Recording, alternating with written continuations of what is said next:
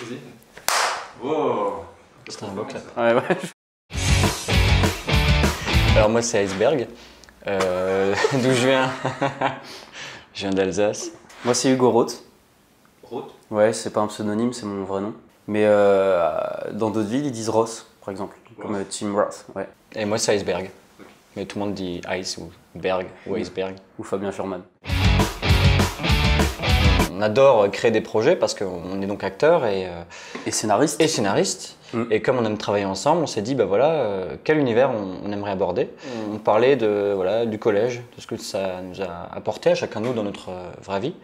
Et on s'est dit, bah tiens, pourquoi pas, on a pas mal de choses à dire et allez, ça serait peut-être l'occasion d'en faire une série. On a contacté une boîte de prod strasbourgeoise qui s'appelle Sinovi, c'est vous en fait. Et on vous a appelé, on vous a dit, ah, ça vous intéresse? On est allé boire un café. Moi j'en ai bu même 3 je crois, ce jour-là. On a écrit vraiment la série avec Mathieu Winkel, du coup, le réalisateur, c'est toi?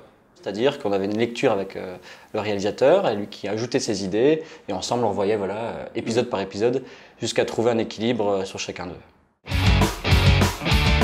En tout, pour la série, on avait une quarantaine de gamins, enfin une quarantaine de gamins, des ados collégiens, et on en a casté, je sais pas, 80, un truc comme ça. On a vu beaucoup, plus, ouais. Ouais. C'est un mec de 50 ans qui est venu. Ouais, il s'est trompé. Okay. Et il n'était pas crédible pour le rôle parce qu'on avait un enfant de 12 ans, un jeune blond. Et donc Pierre, le comédien, avait 50 ans et ça marchait pas du tout. Bah il venait pour un porno. Il venait pour un porno, ouais. Vous m'avez expliqué que c'était un petit peu bizarre. Donc c'était pas ça. C'était pas façon easy. Ouais. C'est la classe. C'était la colonie de vacances quoi. Faut imaginer 40 gamins sur la semaine, sur une semaine de tournage avec un planning hyper serré. Faut que j'arrête de dire les gamins, c'était des jeunes. Des jeunes enfants. En fait, on a tourné pendant l'été, avant la rentrée, donc pas cette rentrée-là, mais août 2015.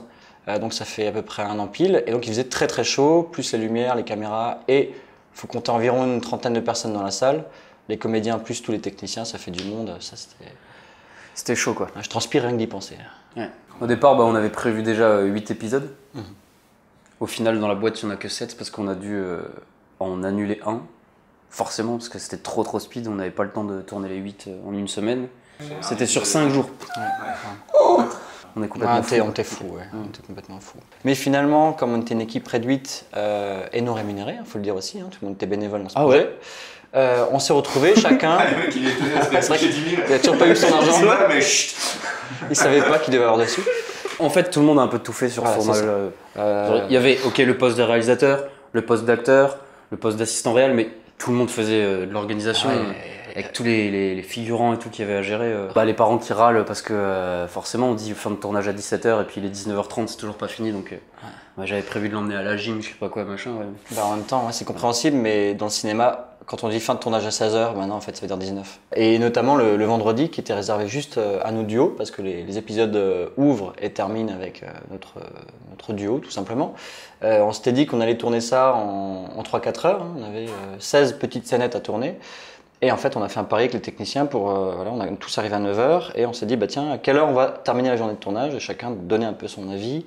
Et on avait fait comme un tiercé de la bonne horaire de fin de tournage. Et la fin de tournage finalement a été...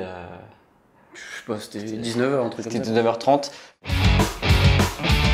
J'ai vraiment un bon souvenir de la scène de la Première Guerre mondiale. Mais je trouve que l'énergie globale de la scène, la mise en place et la participation des jeunes à ce moment-là était vraiment très rigolote. Moi, il y a eu la scène avec Marc Chayer, qui était très drôle. Enfin, c'est un personnage que je trouve vraiment drôle en tant qu'humain et acteur, et du coup, c'était très dur de garder son sérieux pendant l'épisode. Sinon, pourquoi tu me regardes comme ça? C'est vraiment bizarre. Et puis les intro et outro aussi. Ouais, ça c'était rigolo. C'était easy quoi. Enfin easy, non, c'était cool à tourner quoi. Ouais, personnellement, il y a quand même un travail d'acteur derrière tout ça. Hugo travaille autrement, on a vraiment 2 manières de bosser différentes. Je suis un gros glandeur en fait. Lui c'est un glandeur et moi je travaille mes scènes au cœur, avec des méthodes différentes. J'ai pas fait d'école, j'apprends pas mes textes. Je fais une méthode Meissner, acteur studio. Le travail, le talent. Voilà, c'est 2 manières différentes d'arriver au même stade. Un élément que je devais jeter par la fenêtre. Et le truc c'est que j'ai qu'un tir. Un tir, pourquoi? Parce que cet objet tombe de 3-4 étages. Et ensuite, l'objet est totalement pété. Alors, nous avions préparé en bas des tapis d'IMA. C'est des tapis de gymnastique pour réceptionner la chose. On est allé faire un terrain de réception assez grand. Et je suis allé démonter une barrière en inox aussi, qui était fixée au sol, pour avoir vraiment une place, une zone d'atterrissage qui était sécurisée. Je balance le truc et en fait, je l'ai balancé à 3-4 mètres après la zone d'atterrissage. Je l'ai poussé vraiment avec tous mes muscles. Et là, c'est vraiment allé trop loin. Et toi, est-ce que tu as une super anecdote aussi à raconter ou... Pas du tout. Non. Ça, c'est réponse courte. Il y avait beaucoup des jeunes, on ne pourrait pas tous les citer, mais je vous invite à regarder la série et à les découvrir un par un. Et ils sont tous il y en a des très très bons, ils viennent tous des alentours de... Ah non, c'est n'importe quoi. Ils viennent tous de France. Ils viennent tous de France. Voilà. Et il y en a encore maintenant qui font quelques projets avec nous, du coup. Ouais, tout à fait. Des jeunes avec qui on a gardé contact et qui sont... de temps en temps appelés sur des nouveaux projets ou des petites demandes, même demandes professionnelles. Un moment avec Stéphanie Heiser, l'actrice qui joue la directrice de l'école, et on devait faire des inserts, c'est-à-dire des petits cadres où il y a l'acteur qui est tout seul dans le cadre. Elle était de l'autre côté d'une porte, elle devait rentrer et dire son texte. Une fois qu'elle est rentrée, moi j'étais plus en tenue mais j'étais en slip. Il y a de grandes chances que ce soit le plan dans le montage. Un moment avec Hugo, donc on tourne une de nos scènes duo, il s'étouffe avec quelque chose et moi je le frappe pour lui libérer les poumons quoi théoriquement. J'ai tellement bien joué le truc que la script a arrêté la scène en disant il s'étouffe. Arrêtez, mais personne ne réagit. Bah non, personne ne réagit, c'est le scénario. C'est le scénario. Un des prochains rôles que je travaille actuellement, c'est The Revenant. En fait, c'est The Revenant de... Et toi Hugo, t'as une actu aussi, quelque chose que... Oui. Ouais.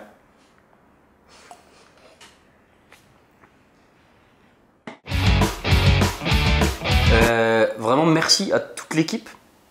Quand je dis toute l'équipe, c'est tous les techniciens, tout ça, le centre de loisirs qui nous a accueillis et bien sûr tous les acteurs, quoi. Donc c'est à partir du 12 septembre sur YouTube, sur Facebook et sur le site de France 3 Alsace, tous les lundis à partir de 16h30, bam, un épisode. Du coup pendant 7 semaines, bam. Un épisode par semaine, bam.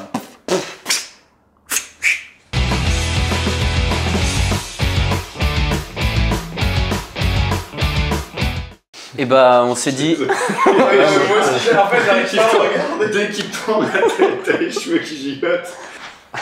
Ah, parce que tu... Ah, je savais pas. Personne m'a prévenu. Ah,